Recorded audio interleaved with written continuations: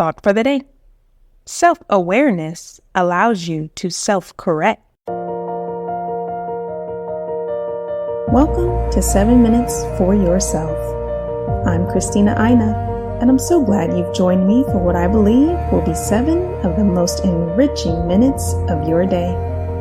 Let's take this time to reconnect with ourselves and improve our well-being. In today's episode of 7 Minutes for Yourself, we uncover the secrets to enhancing our self-awareness by taking an objective look at ourselves. Have a listen. So before we ask the question, how do we increase our self-awareness, we need to know exactly what it is.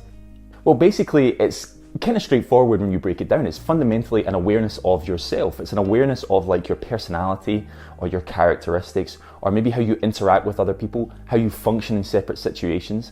But I also think there's something here about an ability to look at yourself objectively.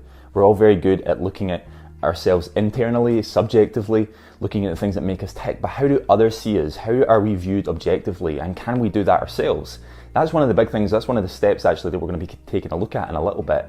But an ability to see ourselves objectively is fundamentally what self-awareness is all about. Self-awareness can be pretty abstract, it can be clunky, it can be complex, and I'm not denying that, and it's part of the challenge of trying to understand what self-awareness is or depict what self-awareness is the fact that it is so complex, and often it's very subjective. But it's also really difficult to know why some people have more self-awareness than others. And this is where the self-awareness theory comes in from Duval in 1972, I feel, that says that you are not necessarily your thoughts, you're an observer to your thoughts. And often what we can do is that we can have those kind of external thoughts, but we spend little time looking introspectively in this theory, as Duval argues. We do little of the kind of inner looking, and that's kind of what self-esteem is about as well. It's easier than you think to mix up self-esteem and self-awareness. Apologies. Every time I say self-esteem in this video, I mean self-awareness. As I'm editing this, I'm realizing what I'm doing. I don't mean self-esteem, I mean self-awareness. I'm in the middle of making the self-esteem masterclass for the GetPsyched website. That's probably why it's on my mind so much right now. So when I say self-esteem, I mean self-awareness. We can go about our day as we please without looking at that inner self, and actually evaluating that internal thought or looking at that inner self is what Duval in 1972 called self-evaluation. Now, comparing it against our standards of correctness is what Duval stated was our inability to look internally and look at our actions, our thoughts, our behaviours. It's that ability to look internally deeper and ask the question, why are we doing what we're doing? What is it that's motivating us to act like this or behave like this? It's that process of self-awareness that really the self-awareness theory that Duval in 1972 argued was what self-awareness was all about. Basically, it's more than just that kind of surface level everyday thought process. It's looking internally and asking those critical questions of why are we doing what we're doing.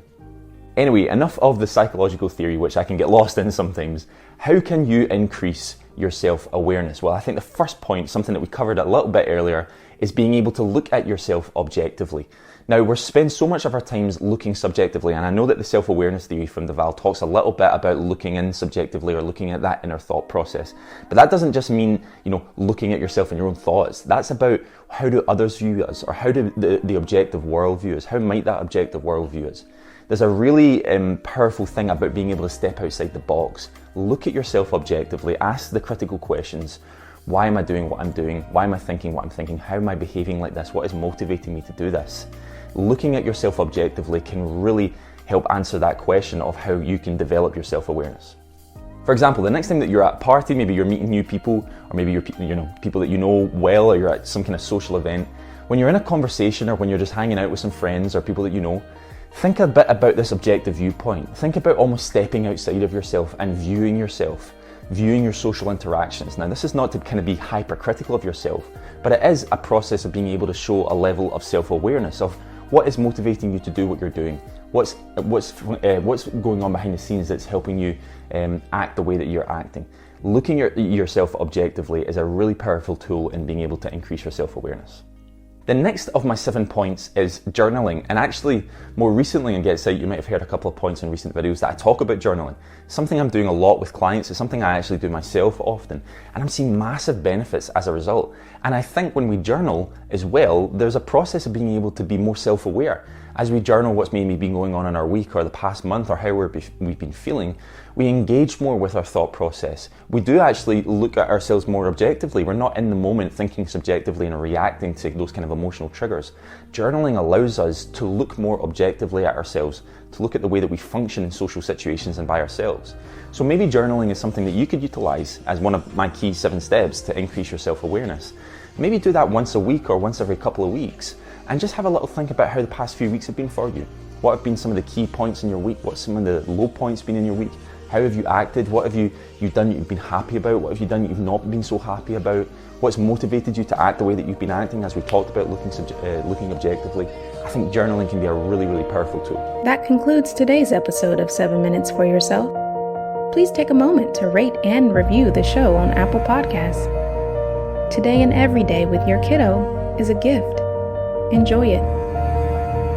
Thanks for tuning in.